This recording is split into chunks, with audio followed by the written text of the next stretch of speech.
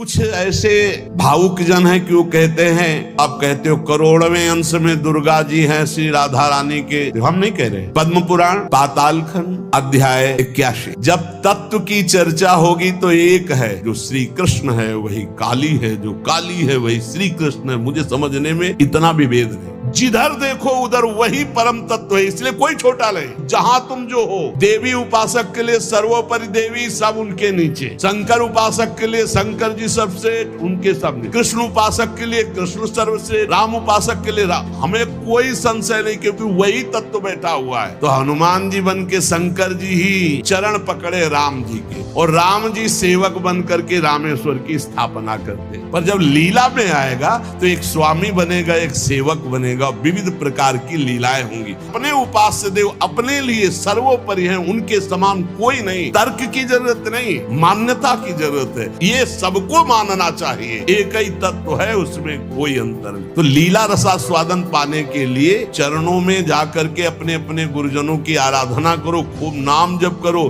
जब लीला चरित्र का प्रकाश होगा तब आप जान पाओगे। आप सर्वोपरि मानेंगे तभी तो आपका मन आराध्य देव में पूर्ण समर्पित होगा।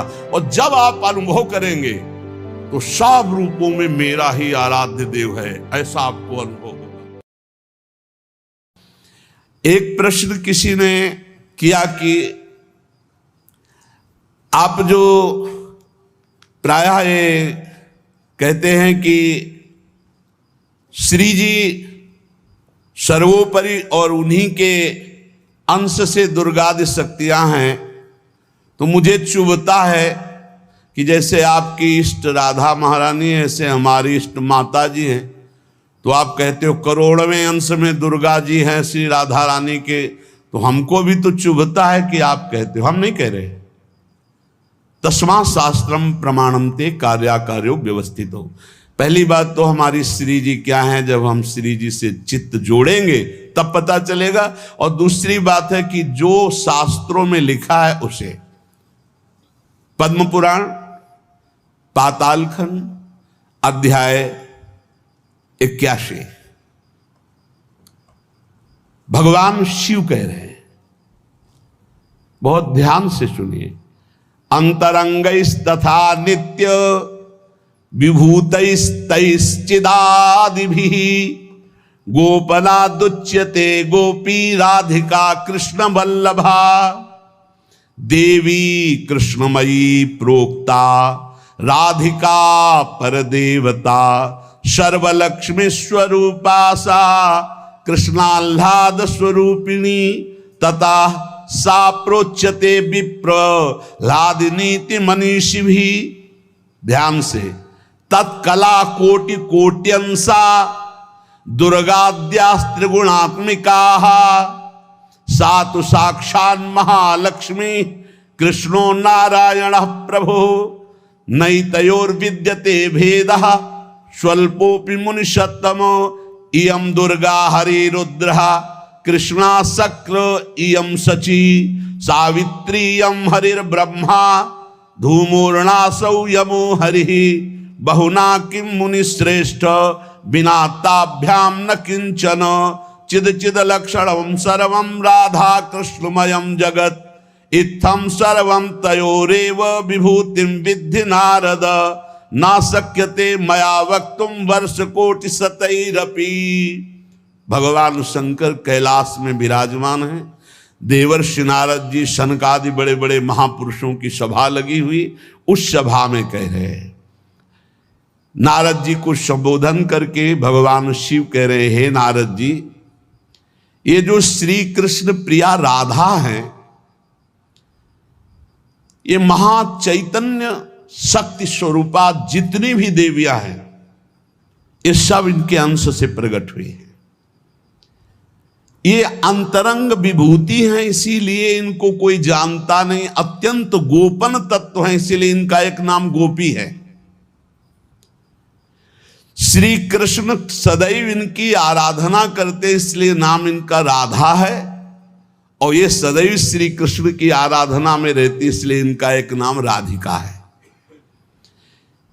ये और श्री कृष्ण दो नहीं है। श्री कृष्ण में राधा है, राधा में श्री कृष्ण है।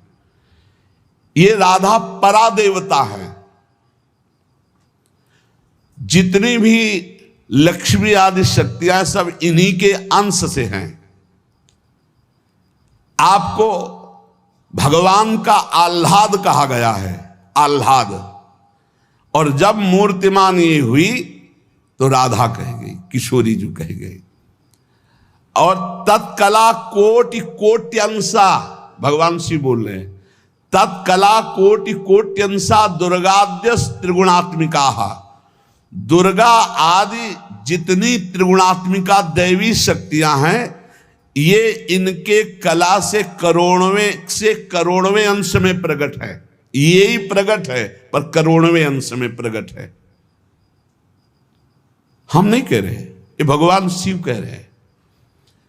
जो राधा कृपा कटाक्ष पढ़ते हैं वो पढ़ के देखे, आखिरी में भगवान शिव कह रहे हैं, क्रियेश्वरी मखेश्वरी स्वधेश्वरी त्रिवेद भारतीश्वरी प्रमाण शासनेश्वरी। हमारे यहाँ सुधा निधि में महाप्रभु हरिवंश चंद्र जी कह रहे हैं, प्रेमणा सन्मधुरोज्वल हृदय संगार लीला कला वैचित्री परमावधिर भगवता पूज्य विकापी शता ईशानी च सची महासुख तनु शक्ति स्वतंत्रा परा श्री वृंदावन नाथ पट्ट महिषी राधयु सेव्यामम। बोले तत्कला कोटि कोट्यंसा, कला उन्हीं की कला, राधा की ही कला, श्री किशोरी जी के ही अंश से करोड़ों अंश में सब शक्तियों का प्रादुर्भाव हुआ। श्री राधा अपने अंश से महालक्ष्मी रूप धारण करते हैं, तो भगवान श्री कृष्ण नारायण रूप धारण करते हैं। मुनिश्रेष्ठ थोड़ा भी भेद नहीं है। ये श्री राधा दुर्गा रूप धारण करते हैं, तो श्री कृष्ण शिव रूप धारण करते हैं, रुद्र। जब श्री कृष्ण के अंश से इंद्र, तो श्री राधा किशोरी के अंश से सची इंद्राणी। जब श्री कृष्ण के अंश से ब्रह्मा, तो राधा किशोरी के अंश से सावित्री देवी। जब श्री कृष्ण के अंश से यमराज, तो उनकी पत्नी धूमोरणा के रूप में श्री राधा किशोरी। अधिक क्या कहूं, इन दोनों के सिवा किसी की सत्ता ही नहीं। यही सब चिद लक्षणम सर्वम राधा कृष्णमयम जगत। चेतन अचेतन सारा संसार श्री राधा कृष्ण का स्वरूप है। नारद जी, मैं इन विभूतियों का क्या वर्णन करूं? अगर 100 करोड़ वर्ष तक राधा की महिमा वर्णन करूं तो भी नहीं कर सकता। भगवान शिव कुछ ऐसे भावुक जन हैं कि वो कहते हैं कि आप भगवान शंकर को श्री कृष्ण से छोटा कहते हैं, वो हमारे आराध्य देव, हमको चुभता है। देखो, जब तत्व की चर्चा होगी तो एक है, और जब लीला की चर्चा होगी तो वही एक विविध लीलाएं करता है, वही एक विविध लीलाएं करता है। रास में भगवान शंकर आए, अगर थोड़ा भी शास्त्र को पढ़े हो तो पढ़ के देख लेना। गोपी रूप धारण किया, रास में प्रवेश पाया, श्री कृष्ण चरण वंदना, किशोरी जी की चरण वंदना, और फिर गोपी रूप धारण करके रास में प्रवेश। अच्छा, कोई भी ये कैसे नकार सकता है कि भगवान शंकर की जटाओं में गंगा जी हैं, और वो गंगा जी क्या है, क्या आप नहीं जानते हो? गंगा तरंग रमणीय जो जटा कलापम गौरी विभूषित वाम भागम, भगवान शिव के लिए आता है। तो जो जटा कटा संभ्रमम भ्रमण नीलम पर निर्झरी जो विराजमान है गंगा जी, वो कौन है? गांगम वारि मनोहारि मुरारी चरण अच्युतम त्रिपुरारि शिरश्चारी पापापहारी पुना तुमा। देखो भाई, तत्व एक है, पर लीला में जब प्रारंभ होगा तो लीला में छुटाई बड़ाई हंसी मजाक, वो उनकी आराधना, वो उनकी आराधना। तत्व एक है। अभी आप यहां सुन रहे हो कि जब श्री कृष्ण शिव रूप धारण करते हैं तो राधा किशोरी दुर्गा रूप धारण करती, यही है, कोई और थोड़ी है। पर जब लीला की बात आती तो वही भगवान शंकर गोपी रूप, आज भी भगवान गोपेश्वर का श्रृंगार होता है गोपी रूप में। शाम टाइम जल नहीं चढ़ता, नथुनी बाला और सब चुनरी धारण करके भगवान शिव गोपीश्वर के रूप में विराजते हैं। भगवान शंकर गंगा जी को नेत्रों से भी रोक सकते थे, लेकिन जटाओं में धारण किया कि श्री कृष्ण का चरणामृत है, वामन भगवान का चरणामृत है, वामन के रूप में श्री कृष्ण ही है। प्राणाधिक प्रियतमा सर्वाभ्याः सुंदरी परा, सर्वयुक्ता च सौभाग्य भाग्नि गौरवान्विता। हमारी जो श्री किशोरी जो हैं, एक यहां बात ध्यान रखनी है कि एक प्रश्न और आता है सभा में, जब चर्चा होती है तो उसको सुनकर के लोगों के अंदर प्रश्न आता है कि शिव पुराण में लिखा है कि भगवान शंकर सर्वश्रेष्ठ है, देवी पुराण में लिखा है कि इन्हीं से सबकी उत्पत्ति है, आप गणेश महिमा को देखो तो यम ब्रह्म त्वम ब्रह्म, सब कुछ जिस पुराण को देखो उसी से सृष्टि हुई है। इसका मतलब क्या है? गलत है क्या? जब तुम शिव पुराण पढ़ोगे तो शिव तत्व से ही सबकी उत्पत्ति है, सब कुछ शिव तत्व है। पढ़े हैं, जैसे आप कहा भगवान शंकर ने चिद चिद लक्षणम सर्वम राधा कृष्णमयम जगत, ऐसे कहा गया है हे भगवती हे भगवान, आपसे ही सृष्टि प्रकट है शिव पुराण में, क्योंकि जितनी माताएं वो सब भगवती हैं और जितने पुरुष हैं वो सब हे भगवान शिव आपका ही स्वरूप है। चराचर जगत शिव और पार्वतीमय है।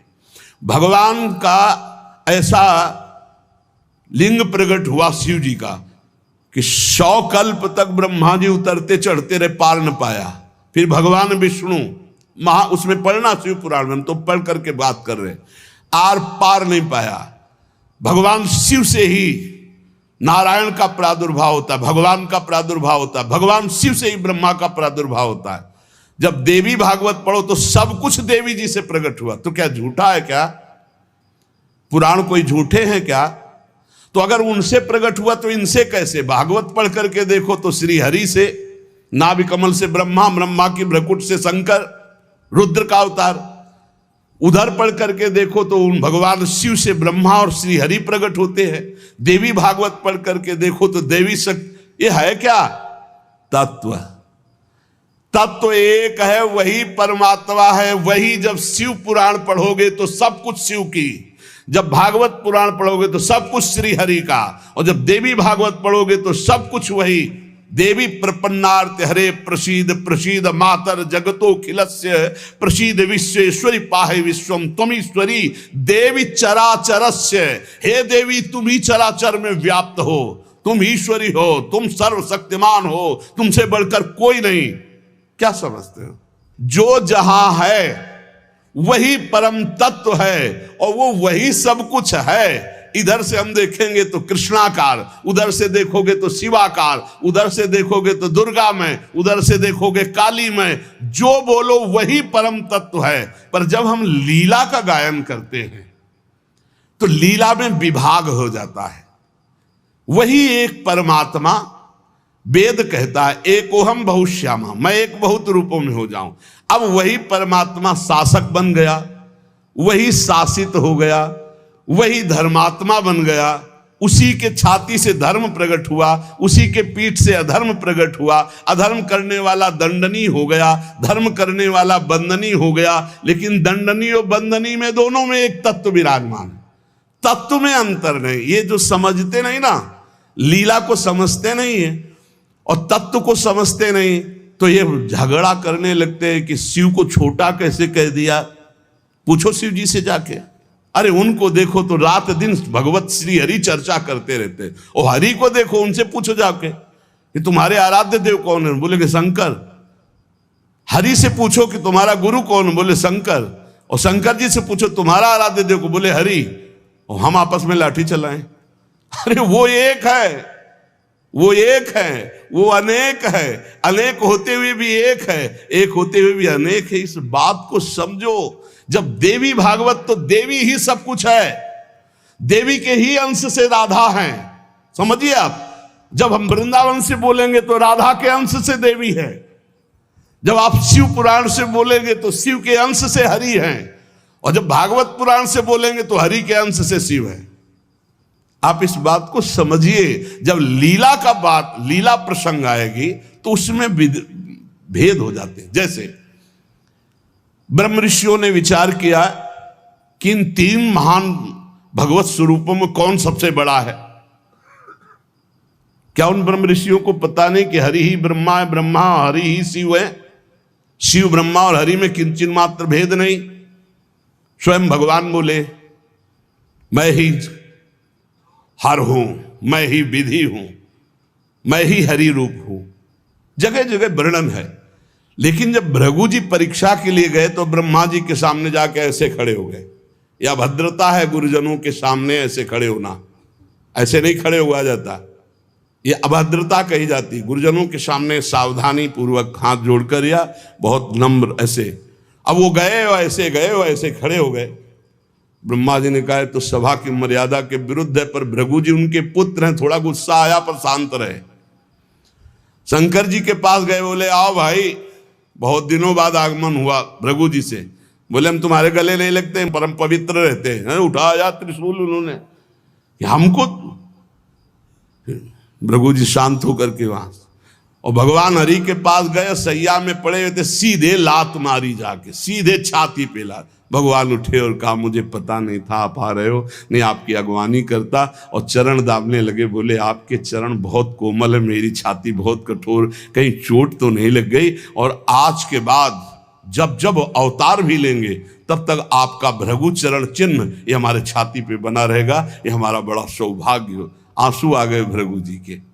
अब आप क्या कहेंगे?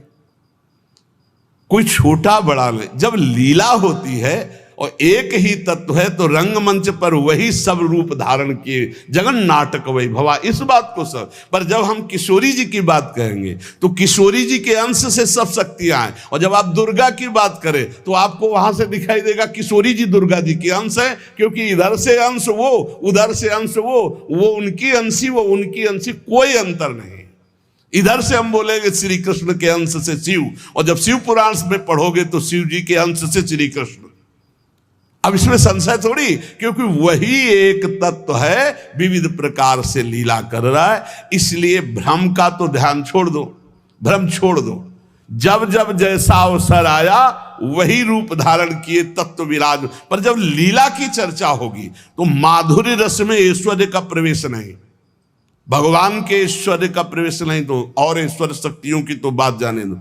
कभी आपको कोई भी शास्त्र मिला हो कि ब्रज में सुदर्शन चक्र का प्रयोग भगवान ने किया या प्रवेश हुआ, तो हमें बताना। कभी दिव्य वैभव का प्रयोग, क्योंकि ये माधुर्य का क्षेत्र है, ये जो ब्रज है ये वात्सल्य माधुर्य। कभी सुदर्शन चक्र से ब्रज में किसी को मारा हो, मुझे तो याद नहीं है। आप लोगों को कोई याद आवे तो हमको भी बता देना, क्योंकि अभी तक तो नहीं पढ़ा है हम। आगे अगर किसी को लगे, दूध पीते हुए पूतना को मारा, प्रवेश करके अगासुर को मारा, फाड़ के बकासुर को फेंक दिया, और उसका पैर पकड़ के धेनुकासुर को मारा। बस यही थप्पड़ घूसा इसी से पहुंचा दिया है। ना तो कौमोदकी गदा आई है, ना प्रभु की तलवार आई है, ना यहां सुदर्शन चक्र आया है, ना यहां दारुक सारथी रथ लेके आया है। ये ऐश्वर्य नहीं, ये प्रेम देश है, ऐश्वर्य का प्रवेश नहीं है यहां। और जहां कहीं ऐश्वर्य का कुछ दिग्दर्शन कराना चाहा तो वहां वात्सल्य ने डांट लगा दी है। जैसे मुख में जब मिट्टी खाई हो ऐश्वर्य दिखाना शुरू किया तो वात्सल्य ने डांटा है, यहां नहीं। तो तुरंत मैया को लगा है मेरी आंखों का दोष कोई है, ये तो मेरा लाला है, ऐश्वर्य का। अब जब निकुंज की बात आती है तो इसमें तो बिल्कुल ऐश्वर्य का प्रवेश नहीं है। ब्रज में तो आप थोड़ा ऐश्वर्य की झलक दिखा दिए, अंतर ध्यान हो गए, लेकिन निकुंज में कहीं नहीं कि अंतर ध्यान की लीला एक बार भी हुई हो। निकुंज में बताना पूरे वाणियों को पढ़ करके।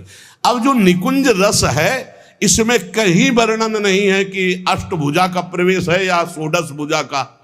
हमारी ही श्री जी सब अंशों से है, लेकिन ऐश्वर्य रूप नहीं, ये महामाधुर्य रूप है। इसी महामाधुर्य की महिमा की हम उपासना करते तो हमारे लिए हमारा उपास्य देव सर्वश्रेष्ठ है। और जब उपास्य देव की सर्वश्रेष्ठता की लीला में देखते हैं तब ये वर्णन आता है कि अनंत शक्तियां, देखो भगवान शिव ने स्वयं वर्णन किया कि ये जो अनंत शक्तियां तत्कला कोटि कोट्यंसा दुर्गाद्यस्त्र गुणात्मिका। अब देखिए, वही प्रभु है शक्ति और वही है शक्तिमान, किंचन मात्र अंतर नहीं। लेकिन प्रभु आदेश करते हैं कि मैं अब अवतार लेने जा रहा हूं, भागवत में पढ़ के देख लेना, तुम हे महाशक्ति बलराम जी का कर्षण करके रोहिणी के गर्भ में डालो और मैं स्वयं अवतार लो, तुम जाकर नंद बाबा के यहां कन्या रूप से, पूरी लीला पढ़ के देख लो। और नाम चामुंडा कुष्मांडा दुर्गा आदि तुम्हारे विविध नाम भगवान ने रखे और तुम सबकी कामना पूर्ण करने वाली होगी, जाओ मेरा आदेश है ऐसा करो। भगवान ने आदेश किया, शक्ति कार्य कर रही। भगवान की प्राप्ति के लिए उसी शक्ति की आराधना कात्यायनी रूप से गोपिकाएं करते हैं कि मुझे श्री कृष्ण पति रूप में प्राप्त हो। उसी शक्ति की आराधना सीता जी गौरी पूजन करती है। और सीता जी कौन है? काल रात्र निश्चर कुल केरी, महाकाल रात्रि स्वरूपा उनको गोस्वामी जी ने कहा। काल रात्रि निश्चर कुल केरी, जही सीता पर प्रीति घनेरी। ये नहीं समझ रहा रावण की साक्षात इसका काल पधारा है, ये काल रात्रि महाशक्ति स्वरूप चाट जाएंगे, कुछ नहीं बचेगा लंका में। ये दुष्ट जिनके प्रति विरोध भाव कर रहा है कौन है? वही गौरी है और वही गोरी है, वही महाशक्ति है और वही सीता जी है। अब आप समझिए, आदि शक्ति जय जग उपजाया, सीता जी गौरी पूजन कर रहे हैं। गौरी जी खसी माल मूर्ति मुस्काली, जाओ मनुजा हिराच्यो मिली सोबर साध सुंदर साव। तो सीता जी कौन है? मनुष्य रूपा को भगवान राम कह रहे। आदि शक्ति जय जग उपजाया, सो अवतरी मोरिया माया। अरे कोई भेद नहीं, कहीं भेद नहीं, पर जब लीला की बात करेंगे तब लीला में भेद दिखाई दे रहा है कि सीता जी गौरी जी का पूजन कर रहे हैं, उनसे वरदान प्राप्त कर रही हैं। और भगवान प्रिया सती को संशय हो जाता है। लीला भेद देखो कि ये राम जी कैसे सच्चिदानंद में, जब हे खग हे मृग हे मधुकर श्रेणी, पूरा प्रसंग पढ़ करके देखो आप। और है कौन? या देवी सर्वभूतेषु बुद्धि रूपेण संस्थिता। जब लीला में देखोगे तो तत्व की बात भूलना पड़ेगा, तभी स्वाद आएगा। और जब तत्व देखोगे तो शांत रस आएगा। ये दास्य वात्सल्य सख्य, ये रसों का स्वाद नहीं मिल पाएगा। उसमें एक ही तत्व है, तो वह समझ में आ रहा है वही तत्व है। जब लीला में देखोगे तो आपको वही तत्व परशुराम है, वही तत्व राम जी है। लेकिन राम जी के आगे परशुराम जी घुटने टेक कर जय जय जय रघुकुल केतु, भृगुपति गए तपहि बने हेतु। ये समझना होगा। ये जो आजकल के नए बच्चे ना, ये तर्क वितर्क शुरू कर देते हैं। लीला में तर्क वितर्क नहीं होता है, तत्व में एक ही वस्तु है। तत्व की जब बात करोगे तो आप क्या समझते हो? कितने दिन से तुम दुर्गा जी की उपासना करते हो? बचपन से आराधना, और पूरी अम्मा मान के, पूरी जैसे अपनी अम्मा, पूरा आसक्ति अम्मा, आद्या शक्ति दुर्गा, और पिता भगवान शिव। तुम समझते नहीं हो, जहां हमें भेजा है उस तत्व को जो समझाया, उस तत्व से बोल रहे। तुम तो उसको दो पक्ष में ले रहे हो। तुम्हारे को क्या पता कि महादेव जी मुझे कितना प्यार करते हैं, भगवती कितना प्यार करती है, हम भगवती अम्बा और महादेव जी से कितना प्यार करते हैं। तत्व को समझिए। राधा तत्व सर्वत्र व्याप्त तत्व है, चिद चिद लक्षणम सर्वम राधा कृष्णमयम जगत। पर जब लीला में स्वरूप राधा जी का जो है वो कहीं त्रिभुवन में कहीं नहीं है, क्योंकि महामाधुर्य रस प्रेम स्वरूपा है, जिनकी आराधना स्वयं श्री कृष्ण करते। और जिन श्री कृष्ण की आराधना भगवान शंकर शनकादि ब्रह्मादि सब करते, ये हमारे उपास्य देव है। और जब आप अपने उपास्य देव के विषय में जैसे बोले कि श्री कृष्ण जिनके सेवक हैं ऐसे महादेव, कोई परेशानी नहीं। श्री कृष्ण जिनके सेवक हैं ऐसे महादेव, क्योंकि हमें पता है कि तुम जो बोल रहे हो वो सत्य बोल रहे हो, क्योंकि वैसे ही उस तत्व को देखा जाता है। ये तत्व है ही ऐसा कि हम जिस भावना से जैसे देखें वैसे दिखाई देगा। जब हम गणेश स्तोत्र पढ़ते हैं तो सब कुछ गणेश जी बने हुए हैं, जब राम स्तोत्र तो सब कुछ राम, जब कृष्ण सब कुछ कृष्ण, जब नरसिंह तो सब कुछ नरसिंह, जब वाराह तो सब कुछ वाराह, वही बने हुए, दूसरा कोई नहीं। इसमें हमें कोई संशय नहीं है। तुम्हें कितना ज्ञान है? उनके पति हैं शिव ज्ञान समुद्र, वो कह रहे हैं, हम तुम्हें पूरा परिचय के साथ बता रहे। पद्म पुराण पाताल खंड अध्याय 81, उसमें कह रहे तत्कला कोटि कोट्यंसा दुर्गाद्यास त्रिगुणात्मिका। कभी रास का स्वाद लिया है? रास का स्वाद लेना है तो ब्रज रस में, इसी यही तो वृंदावन की लीला, मत समझो गुरु को चीला, यहाँ ऋषि मुनि गए हार जपे जा राधे राधे, ऋषि मुनि गए हार जपे जा राधे राधे। प्रियालाल हैं प्रियालाल। अगर हम जो बोलते हैं उसकी बात को समझ लेना, कह दो कहाँ प्रमाण है तो हमारी छाती प्रमाण है, खिलवाड़ मत समझना। अगर तुमने राधा किशोरी की अवहेलना करके कहा कि अम्बा, जब जड़ भरत जी के ऊपर गड़ासा चलाने की बात अम्बा के ही सेवकों ने किया तो भद्रकाली सहन नहीं कर पाई और मूर्ति फोड़कर प्रकट हो गई, काट के फेंक दिया अपने ही उपासकों को। होश में रहना, राधा किशोरी है। तत्व से बोलोगे तो मुझे कभी कोई संशय नहीं, सब एक हैं। जब लीला में आओगे तो वही स्वामी बनता है, वही सेवक बनता है। जब लीला में देखोगे तो वही छोटा बनता है, वही बड़ा बनता है। वो विविध रूप धारण करके एक ही तत्व खेल रहा है, इसमें संशय नहीं। पर जब लीला का रसास्वादन करते तब आप उसमें संशय मत करो। वो विविध लीलाएं, वही गोपी बना है, वही श्री जी बना है, वही वृंदावन बना है, और वही प्रीतम बना है, और वही खेल रहा है। वही नरक बना है, वही अधर्म बना है, वही दंड विधान बना है, वही रोग बना है, वही विविध प्रकार की यातना बना है। समझो ना, कह दो नरक भी वही बना। तो जब नरक नहीं था तब कौन था? श्री कृष्ण। और जब नहीं रहेगा तब कौन है? श्री कृष्ण। तो बीच में जो भास रहा है नरक, वो है कौन? श्री कृष्ण। अब ये जान जाओ तो नरक ही नहीं है, परम पद के अधिकारी हो गए। जब यही नहीं जान रहे तो वो दुखप्रद है, अगर जान गए तो वो सुखप्रद है। अगर जानकारी का भी विस्मरण हो गया और सच्चिदानंद में स्थित तो आप ही वो हो, जानत तुम्हें हो जाए। तुम भी वही हो जो शिव, जो कृष्ण। जब तत्व में आओगे तो तुम भी वही हो, कोई किंचन मात्र अंतर नहीं। वही एक परमात्म तत्व विविध रूप में खेल रहा। चिद चिद लक्षणम सर्वम राधा कृष्णमयम जगत ईशावास्यमिदं सर्वम यत् किंचे जगत्याम जगत। और सच्ची मानो बिना भजन के समझ नहीं सकते रे, हमारी भाषा समझ ले। ये तर्क वितर्क से नहीं समझ सकते। जब तक ब्रह्मचर्य नहीं रहोगे, पवित्र आहार नहीं करोगे, लाखों नाम जप नहीं करोगे, तब तक वैसे समझ जाओगे ये कोई बातों का विषय है। भजन नहीं करोगे, परमात्म तत्व तुम्हारे तर्क वितर्क से समझ में आएगा।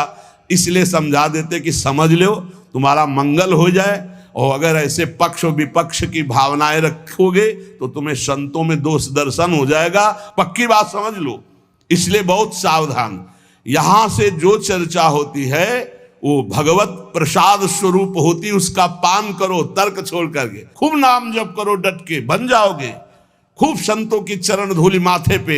हाँ, लहु गणित तत्तपसा न याति न चेज्या न निरूपणात् गृहाद्वा न छंदसा न जलांग सूर्यो बिना महात्पाद रजोभिषेकम। रज लगाओ संतों की चरणामृत पियो, संतों के वचनों का श्रद्धा विश्वास पूर्वक बढ़िया मंगल में ज्ञानी हो जाओगे। आपको कोई संशय नहीं रहेगा। पर लीला में बड़ा अंतर है। जब विमान पे चढ़ा हुआ जो वृत्तासुर बने थे, चित्रकेतु उनका नाम था। और जब भगवान शिव को वो ऐसे शब्द जो नहीं बोलने चाहिए वो बोल रहे थे तो अंबा जी गुस्सा हो गई। तो भगवान शिव ने कहा था कि तुम्हारे क्रोध और श्राप का उसके ऊपर कोई फर्क नहीं पड़ेगा। क्यों? बोले श्री हरि का निज जन है, साप दे दिया जा, दैत्य हो जा, क्या फर्क पड़ा? अंतिम समय जो वृत्तासुर की स्थिति है वो देख लो। जो भगवान शिव ने, कोई फर्क नहीं पड़ने वाला। क्यों? वो भगवान श्री हरि का निज जन है, भगवान का जन, भगवान शिव का। भगवान शिव को भी गुस्सा नहीं आया, अंबा जी को गुस्सा आ गया। ये ऐसे जगत गुरु भगवान शिव से ऐसे नहीं बात करना चाहिए, विमान से उतरकर साष्टांग दंडवत होना चाहिए। त्रुटि है तो भगवान शिव ने कहा त्रुटि होते हुए भी श्री हरि का, इसलिए इसके ऊपर कोई फर्क नहीं पड़ेगा। और नहीं बना वृत्तासुर मिला तो ऐसा वृत्तासुर बना, हाहाकार त्रिभुवन में मच गया, होश उड़ गए देवताओं के। तब दधीच की हड्डियों से वज्र का निर्माण हुआ। जब देखा कि हाथ में ऋषि का जो अस्थि पंजर, उसी से वज्र का निर्माण हुआ है, तो कहा देवराज ये मत सोचना मैं वज्र से डर रहा हूं, रुक जाओ।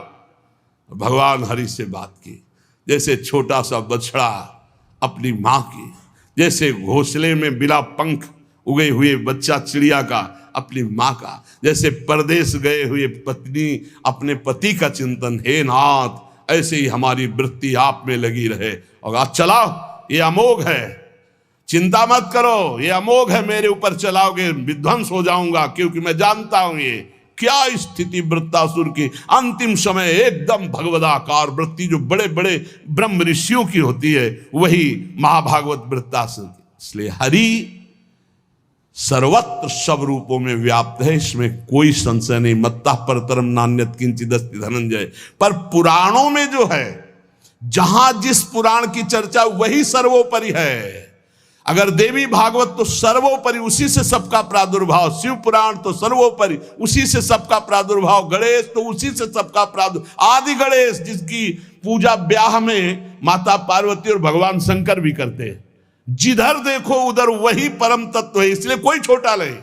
पर जब लीला में आएगा तो एक स्वामी बनेगा, एक सेवक बनेगा, विविध प्रकार की लीलाएं होंगी। लीला में प्रश्न नहीं, तत्व में अगर प्रश्न उठाओ तो एक ही तत्व है, उसमें कोई अंतर नहीं। पर जब लीला होती है, जैसे अब शिष्य की लीला, गुरु की लीला, अपराधी की लीला, जीवन मुक्त की लीला, लेकिन तत्व एक ही है, तत्व में अंतर नहीं है। अब तत्व का भाव अंदर जब जागृत हो जाएगा तो जानत तुम्हें तुम्हें हो जाए, वो वही बन जाएगा, उसमें कोई अंतर नहीं। पर लीला में अंतर जीवन भर बना रहेगा। तत्वबोध होने के बाद ऐसा थोड़ी कि गुरु के समान जाकर आसन में बैठ जाए, चाहे जितना बड़ा तत्व ज्ञानी हो, जब गुरु बैठे होंगे तो सर झुका के उनके चरणों में बैठेगा। तत्वबोध हो चुका, जानत तुम्हें तुम्हें हो जाए, वो भगवान स्वरूप हो चुका है, लेकिन गुरु है इसलिए नीचे बैठेगा। इसलिए कभी कोई भगवत चरित्रों पर संशय ना करे, कोई छोटा बड़ा नहीं है। पर जब खेल खेलने में उतरते हैं तो वही तत्व छोटा बनता है, वही बड़ा बनता है, वही स्वामी बनता है, वही सेवक बनता है। विविध प्रकार से वो जगन नाटक वैभवा, अपने जगत में नाटक का स्वरूप करके वो वैभव प्रकाशित कर रहा है। ये खेल जान जाओ, या रहस्य रघुनाथ कर बेग न जाने कोई, जो जाने रघुपति कृपा तो सपने मोह न होए।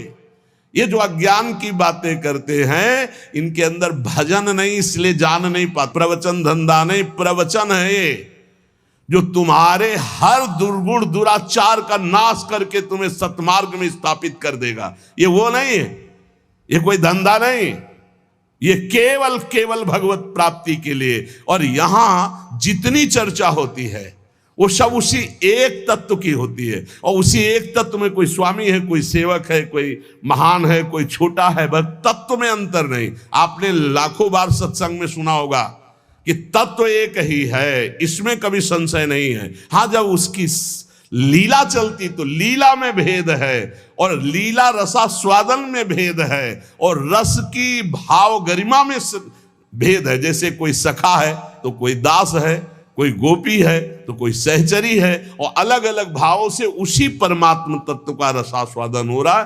अंतर की, इसलिए सब संशय छोड़कर एकमात्र भगवद आश्रित जहां तुम जो हो। गणेश उपासक के लिए सर्वोपरि गणेश, सब उनके नीचे। देवी उपासक के लिए सर्वोपरि देवी, सब उनके नीचे। शंकर उपासक के लिए शंकर जी सर्वश्रेष्ठ, उनके सामने। कृष्ण उपासक के लिए कृष्ण सर्वश्रेष्ठ, राम उपासक के लिए हमें कोई संशय नहीं, क्योंकि वही तत्व बैठा हुआ है। पर जब लीला में देखो तो हनुमान जी बन के शंकर जी ही चरण पकड़े राम जी के, और राम जी सेवक बन करके रामेश्वर की स्थापना करते। लीला में तुम कहां काट सकते हो? लीला में तर्क वितर्क नहीं, एक ही तत्व है, उसमें कोई अंतर नहीं। इसलिए बहुत सावधानी पूर्वक संतों के वचनों को सुना जाए, और अपने चित्त में धारण करके भगवदानंद की प्राप्ति की जाए, जिसके लिए हमको अवसर मिला है। कहीं हम इधर उधर दोष दर्शन करके अपने परमार्थ से भ्रष्ट ना हो जाएं। इसे ध्यान से सुन लो। जो जिनकी उपासना कर रहा है उसके लिए वो सर्वोपरि है। सर्वोपरि इसलिए कि वही सर्वोपरि तत्व है, दूसरा कोई नहीं है। पर जो जहां उपासना कर रहा है उसके लिए ये गर्व होना चाहिए कि हमारे उपास्य देव सर्वोपरि हैं। तर्क की जरूरत नहीं, मान्यता की जरूरत है। आप सर्वोपरि मानेंगे तभी तो आपका मन आराध्य देव में पूर्ण समर्पित होगा। और जब आप अनुभव करेंगे तो सब रूपों में मेरा ही आराध्य देव है, ऐसा आपको अनुभव होगा। और यही अनुभव होना परम सत्य अनुभव होना है। इसलिए खूब नाम जप करो, अच्छे आचरण करो, तर्क वितर्क मत करो। लीला अलग क्षेत्र है, तत्व ज्ञान अलग क्षेत्र है। तत्व का बोध होना और लीला में प्रवेश होना, दोनों में बहुत अंतर है। जब लीला की बात आएगी तो तत्व अंतर ध्यान हो जाता है, नहीं तो कैसे ध्यान है? मेरे प्रभु, इस समय मेरे प्रभु को शयन कराना है, मेरे प्रभु को भोग लगाना है, इस समय मेरे प्रभु को मंगलारती, इस समय मेरे प्रभु को जल पिलाना है, इस समय मेरे प्रभु को इत्र लगाना है। ये हम तत्व से थोड़ी देख रहे, हम भाव से देख रहे।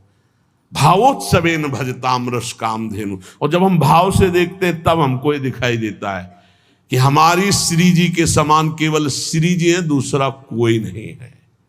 क्योंकि दूसरा कोई है ही नहीं। मेरे तो गिरधर गोपाल, दूसरो न कोई। ये हमको देखना, मीरा जी से लड़ना छोड़िए। कहें कि करो पूजा भाई, हमको परेशान कब कर रहे हैं? हम तो कह रहे हैं मेरे तो गिरधर गोपाल, दूसरो न कोई। उनकी नंद कह रही थी ये हमारी कुल देवी पूजा को, बोले करो ना। बोले नहीं तुमको करना पड़ेगा। बोले हम तो नहीं करेंगे, हमारे तो गिरधर गोपाल, दूसरो न कोई। जाके सिर मोर मुकुट मेरो पति सोई। उनका नहीं करना चाहिए। बोले क्यों करना चाहिए? बोले सुहागवती होती तो विधवा थी। बोले तुमने कुल पूजन नहीं किया क्या? तुम क्यों वैधव्य को प्राप्त हो? बस यही जगह से शुरू हो गया था उसका द्वेष भाव, बहुत प्रचंड द्वेष। तो सच्ची मान लो, हमारी प्रार्थना मान लो, झगड़ा झंझट की भावनाओं का त्याग करके एक ही परम तत्व है। जब लीला में उतरता है तो आप पढ़ के देख लो भागवत में। भरत जी जो जड़ भरत जी के रूप में है, देवी उपासक उनको ले गए और बलि देना चाहते थे। तो जो ही सर झुकाया तो अंबा जी के हृदय में आग लग गई। ऐसे परम निर्मल पुत्र का वध मां सह सकती? फाड़ करके मूर्ति प्रकट हो गई, काट के फेंक दिए। भागवत में पढ़ के देख लो भाई। वही परम तत्व है जो श्री कृष्ण है, वही काली है जो काली है, वही श्री कृष्ण है। मुझे समझने में इतना भी भेद नहीं, लीला में बड़ा भेद है। लीला में जब आते हैं तो अलग अलग रसास्वादन हो जाता है। तो लीला रसास्वादन पाने के लिए चरणों में जाकर के अपने अपने गुरुजनों की आराधना करो, खूब नाम जप करो। जब लीला चरित्र का प्रकाश होगा तब आप जान पाओगे। और श्री किशोरी किशोर जू का ये अद्भुत विलास, जो भगवान ब्रह्मा सनकादि शिवादि जिसका जस गाते हैं और याचना करते हैं, जो रज शिव सनकादि की याचत। अब कैसे रसमयी ग्रंथों में प्रवेश नहीं तो बाहरी लोग नहीं समझते, पर हम अपने सत्संगी जनों से कहते हैं अपनी उपासना में अपने आराध्य देव के समान कोई नहीं है। ये सबको मानना चाहिए। जब तक मानोगे नहीं, निंदा किसी की नहीं कर ली, पर अपने उपास्य देव अपने लिए सर्वोपरि हैं, उनके समान कोई नहीं। जब ऐसा मानोगे तभी आप प्रेम रस को प्राप्त होगे। शेष चर्चा आगे। श्री राधा वल्लभ लाल की।